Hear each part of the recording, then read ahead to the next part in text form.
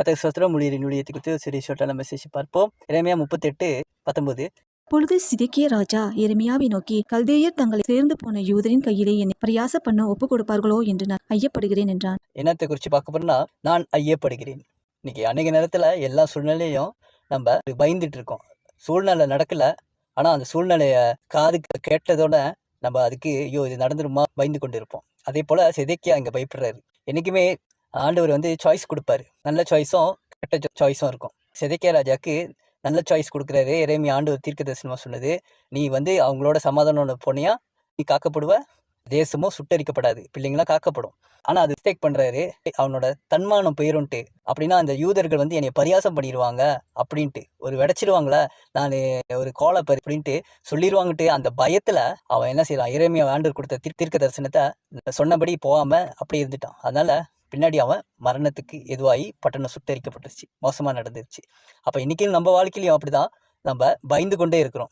எல்லாமனுக்கும் நம்ம வாழ்ந்து காட்டணுமே, அவங்க பெரிய காடி வச்சுருக்காங்க, அவங்க பெரிய வீடு வச்சுருக்காங்க, ஐயோ அவங்களுக்காக நம்ம வாழ்ந்து காட்டணுமே, ஐயோ சொந்தக்காரங்களுக்காக நம்ம வாழணுமே, ஒன்றும் இல்லைன்னு சொல்லிடக்கூடாது, பரியாசம் பண்ணிடுவாங்கன்ட்டு பயப்படுறாங்க. கர்த்தர் இயேசு கிறிஸ்து பரலோகத்திலே இறங்கி வந்தார்.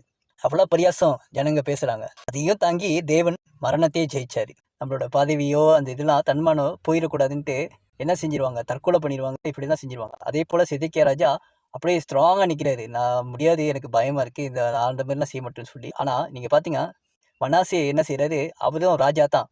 அப்போ சிறைப்பட்டு போகும்போது இப்போ திரும்பியும் அவன் கெஞ்சுறான் சிறையிலேருந்து தேவன்கிட்ட.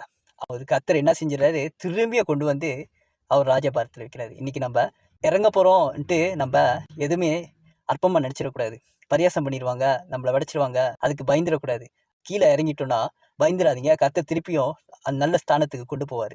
அப்போ சில சாய்ஸ் நல்ல சாய்ஸை ஆண்டவர் சொல்லுவார். ஆனால் அது ரொம்ப கஷ்டமாக தான் இருக்கும். ஐயோ நம்ம செய்ய முடியாத ஒரு சாய்ஸாக இருக்கும். ஆனால் அதை நம்ம செஞ்சிட்டோன்னா பின்னாடி நம்மளுக்கு நன்மையானது கிடைக்கும். ஆனால் அது செய்யாமல் விட்டுட்டா இந்த சிதேக்கியா ராஜா மாதிரி வாழ்க்கையே இழந்து போன மாதிரி போயிடும்.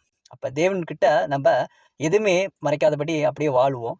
சிலுவையை தூக்கி என் பின்னே வா, பாடுகள் சகிக்கணும், உபத்திரத்துல இருந்து மீண்டு வரணும் அப்படின்ட்டு நிறைய கிறிஸ்துவோடைய உபதேசங்கள் இருக்கு.